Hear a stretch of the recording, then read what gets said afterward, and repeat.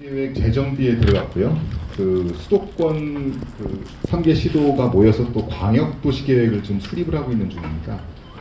시점상으로 봤을 때 그 저희들이 만든 계획들이 국토연구원에 지금 작업하고 있는 국토종합계획에 반영되는 방식이라면 훨씬 좋겠다 싶은데 타이밍이니만큼 지금 기존에 세웠던 계획들에서 조금 더 그간에 있었던 변화들을 좀 반영해서 저희들의 계획안을 갖다가 좀 제시하는 쪽으로 정리를 했습니다. 현재 그래서 이 지역 계획의 별도의 어떤 미래상이나 목표 같은 것들을 제안하기보다는 저희 기본 계획과 시정 계획 같은 것들 내에서 중앙 정부의 도움을 얻어야 하거나 아니면 상징적으로 굉장히 중요도가 높은 사업이나 계획들을 추려서 오늘 발표를 드리겠습니다. 서울시는 2015년도에 도시계획 헌장을 아마 최초로 선포한 바가 있습니다. 그리고 그 도시계획 헌장 하에서 2030 도시기본계획을 2015년도에 연말에 이제 마무리를 지었고요. 거기서 소통과 배려가 있는 행복한 시민도시라고 하는 그 미래상을 시민들의 참여를 통해서 도출을 하고 그 아래에 중요하게 5개의 그 이슈를 도출했습니다.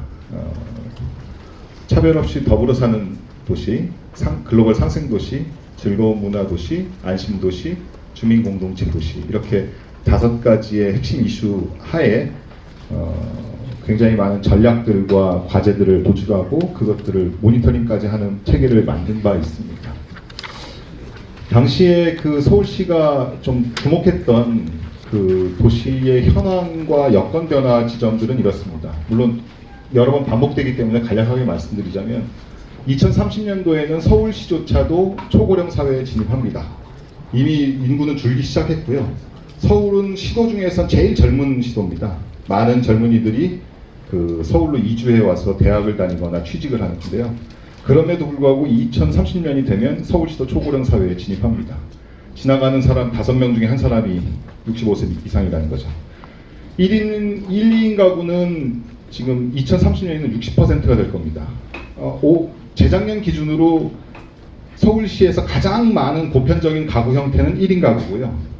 그 다음으로 많은 가구 형태는 2인 가구입니다. 그 다음이 3인 가구.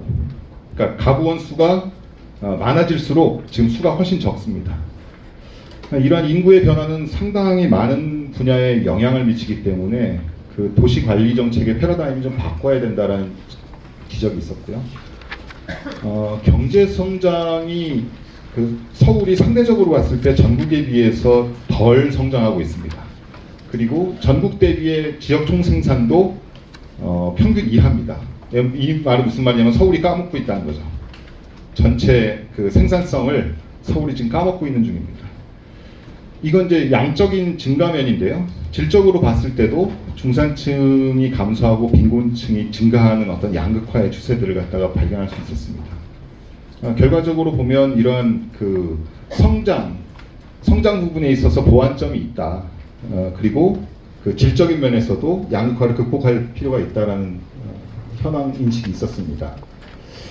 대도시권 차원에서 봤을 때 그러니까 전 세계적으로 대도시권 단위의 어떤 생활 공간의 형성 그리고 경쟁력, 비교 이러한 관점에서 대도시권의 중요성이 굉장히 커지고 있는데요. 2000년대 이후에는 이런 메가시티 리전이라고 하는 곳이 온 인류의 경제활동의 3분의 2 이상, 그 다음에 혁신의 거의 5분의 4 이상을 갖다 차지하고 있는 상황입니다. 이미 런던, 파리, 도쿄 등은 대도시권 전략들을 굉장히 적극적으로 펼치고 있는 상태이죠. 공간 구조도 대도시권 단위로 짜고 인프라도 연결하고 거버넌스도 광역화하는 이런 등등의 이제 역할을 하고 있습니다. 서울도 나쁜 점수는 아닌데 몇 가지 점수에는 개선 여지가 좀 있습니다. 특히나 이제 지금 평균 까먹지 말고 수위도시로서 좀 역할을 할 수 있는 어떤 방안들을 모색해야 된다 이렇게 보고 있습니다. 기후변화하고 자연재해 증가 그리고 에너지 위기가 좀 현실화되고 있는 시점입니다. 두말 안 해도 이미 온 사회가 지금 공감하고 있는 이슈인 것 같고요. 서울시가 폭발적으로 성장했다는 말은 동시에 노후한다는 말입니다. 그러니까 이런 노후화가 점진적으로 진행되기보다 일시적으로 노후하게 되는 상황들이 있고요. 게다가 그 과정에서 서울시가 쓸 수 있는 개발 가능한 토지 자원들을 거의 다 고갈한 상태입니다. 그러니까 상시적으로 이런 노후 시가지가 교체될 수 있는 방법론들을 찾아야 되는데, 아시다시피 서울에서조차 개발 이익을 통해서 그 비용들을 조달하는 방식들이 점점점 삐걱대고 있습니다. 정비 사업 같은 것들의 추진 속도가 확 줄어든 게 그거죠. 그 2030 계획 시에는 고려하지 못했던 게 남북 교류와 관련된 내용이었습니다. 그때는 깡깡 얼어 있었거든요. 근데 지금은 훨씬 더 그러한 그 기대들이나 가능성에 대한 그 전망들이 나오고 있는데, 이 가운데에서 서울과 수도권이 이런 남북 교류에 있어서 상당히 중요한 거점으로 작동할 수밖에 없다라고 하는 건, 역할을 해야 한다는 것은 일정 정도 공감대가 있는 것 같습니다. 지방자치나 분권에 대한 요구도 굉장히 큽니다. 아까 차 박사님께서도 말씀하셨듯이 중앙이 국토 전체를 갖다 이제 관리하는 체계들이 여러 면에서 그 한계가 있거나 하고요. 그 다음에 문정부는 계획국권을 갖다가 지방자치에 이제 적극적으로 지방자치를 갖다 계획국권과 재정국권 등등을 확립할 수 있는 방향으로 이제 바꿔가겠다라고 말씀까지 하신 상태입니다. 그러다 보니 이제 서울의 독자적인 어떤 도시계획, 도시관리체제라든지 아니면 수도권의 어떤 광역 가버넌스들에 대한 관심사가 커지고 있습니다. 서울도 균형발전 을 갖다 굉장히 중요한 목표로 삼을 수밖에 없습니다. 지금 강남과 그 이외의 지역으로 지금 상당히 집값의 변화라든지 인프라의 변화라든지 이런 것들이 큰 차이를 보이고 있거든요. 그리고 이런 개발 이익에 의존하지 않는 다른 대안적인 정비 방식들을 이제 탐색해야 되는데, 물론 공공이 재정을 쓰면 됩니다. 공공 재정은 당연히 재산세의 증가를 갖다 가져오게 되는데, 이러한 적절한 교차 지점들을 찾아야 되는 문제가 있습니다. 2030년 도시기본계획 당시에는 스마트시티라는 단어 자체가 알려져 있지 않았는데요. 금세 이제 누구나 다 아는 그런 단어가 됐네요. IT 기술이나 이런 IT 인프라들을 갖다가 도시에 적극적으로 이제 도입하는 이런 전략들이 좀 필요한데, 기성시가지인 서울에서의 고민이 좀 있는 겁니다. 신도시를 만들 때 도입하는 거 말고 기성시가지에서 우리의 해법은 뭐냐라고 하는 부분에 대한 고민이 좀 있습니다. 주요 계획 과제를 갖다가 좀 추려봤습니다. 일단 서울의 국가적인 위상과 역할들을 갖다 좀 정립을 하자. 통일 한국의 중심 도시로서, 또는 국제 경쟁력 측면에서, 또는 지방과의 상생이나 연계를 하는 측면에서 서울의 역할들을 좀 선언적으로라도 좀 적어두고자 했습니다.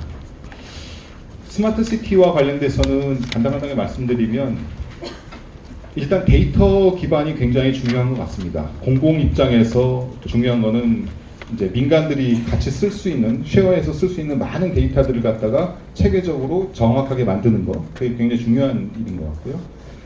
그 다음 이제 신기술을 시에 적용하는 대상으로서의 도시 말고, 도시가 신기술을 만드는 부분에 있어서의 고리가 만들어져야 이것이 스마트 시티 담론의 어떠한 연결이 된다고, 그러니까 환류가 된다고 생각을 했습니다. 그래서 스마트 기술을 창출하는 어떤 혁신 공간을 만들어낼 수 있냐, 이런 부분들을 좀 지향해 보겠다라고 하는 지점들을 좀 정리를 했고요. 디지털 산업단지 서울에도 있는데, 산업단지 노후화도 얘기가 됐습니다만, 이게 국토부 장관이 개입하지 못하는 산자부의 법으로 만들어졌는데, 이것이 옛날에 논밭 갈아서 공장터 만들던 시기에 제도입니다. 물만 잘 나오고 전기만 안 끊기면 되는 형태였는데, 이것이 시가지 내에서 관리될 때 좀 큰 변화들을 가져와야 되지 않냐, 이런 생각입니다. 서울의 고유한 정체성을 보존하는 것은 아주 오래된 서울시의 계획 과제입니다. 지금 이건 지속적으로 구릉지라든지 한강, 그다음에 자연문화유산 이런 것들을 갖다가 정체성을 보존하는 정책들을 갖다가 제안을 했고요. 최근에 그 서울시에서 도시건축 혁신 방안들을 발표해서 특히나 재건축 단지들을 중심으로 창의적이고 아름다운 그 건축물들을 갖다가 좀 창출할 수 있는 제도적인 장치들을 좀 마련하려고 했는데요. 이 부분에 있어서는 중앙정부에서도 어떤 제도적인 어떤 변화라든지 이런 것들을 좀 지원해 주셔야 실질적으로 이런 것들이 힘을 발휘할 거라고 생각을 하고 있습니다. 공원 녹지 체계를 강화하고 개발 제한 구역을 합리적으로 관리하는 어떤 그 보전의 어떤 방향성들을 좀 제시를 했습니다. 당연히 이런 공원 녹지 네트워크는 생활 환경에서 가깝고 잘 연결돼 있어야지 쓰임새가 좋거든요. 이런 부분들을 갖다가 좀 채워가려고 하고 있고요. 특히나 개발 제한 구역과 관련돼서는 일단 보전의 기조 속에서 아주 저희가 필요가 있는데 제한적으로 이런 부분 그 해제를 갖다가 검토할 수 있는 이러한 태도들을 정립을 했습니다. 앞으로의 공간 관리를 갖다가 역세권 중심으로 가져간다라고 하는 방향들을 좀 세워봤습니다. 서울시는 이미 2030 도시기본계획에서 중심지 체계를 다핵도시를 선언을 한 바 있습니다. 근데 이러한 공간 구조가 실제로 구현되는 방식은 지금 서울시 전역에 박혀 있는 300개가 넘는 역들을 중심으로 할 수밖에 없게 되는데요. 여기에 대해서는 지금 기본계획을 수립하는 측하고 그 수립계획 팀하고 기본계획 수립팀하고 함께 논의하면서 이런 다핵 공간 구조를 갖다가 강화할 수 있는 방법들 그리고 그것들을 역세권 중심으로 구현하는 방법들을 좀 찾아보고 있습니다. 구체적인 말씀을 드리긴 어렵지만 역세권에서 좀 더 고밀한 토지 이용을 하면서 동시에 시민들이 누구나 쓸 수 있는 많은 다양한 시빅 기능들이 거기에 집적되는 것이 중요하다고 보고 있습니다. 저렴주택과 생활기반 시설을 넣어서 도시도 재생시키고 시민의 주거권도 신장한다라고 하는 여러 가지 목표들을 좀 한 장으로 압축을 했는데요. 궁극적으로는 더 저렴하게 주민들이 더 나은 주거 환경을 영위할 수 있도록 만드는 게 목표가 되겠죠. 그러기 위해서 부담 가능한 주택들을 만들어내는 거, 그리고 주거지를 갖다 정비하는 거, 그리고 좀 더 나아가서는 전체 개발 사업들의 공익성이나 공공성을 강화하는 것들을 포함하고 있습니다. 그 인프라 노후화도 걱정됩니다. 지금 이제 기반시설 정책 기조를 갖다 좀 전환을 해야 되는데 이 부분에 있어서는 좀 국가적인 지원들이 좀 필요할 수도 있겠다 싶습니다.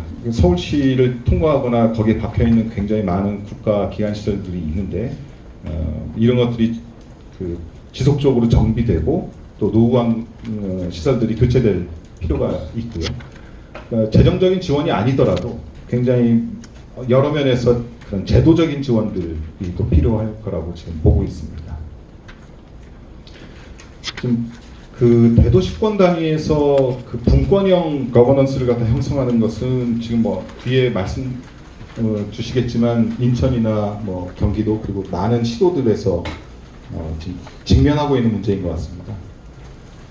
대도시권 생활권 단위가 지금 이미 서울의 경계를 넘어섰거든요.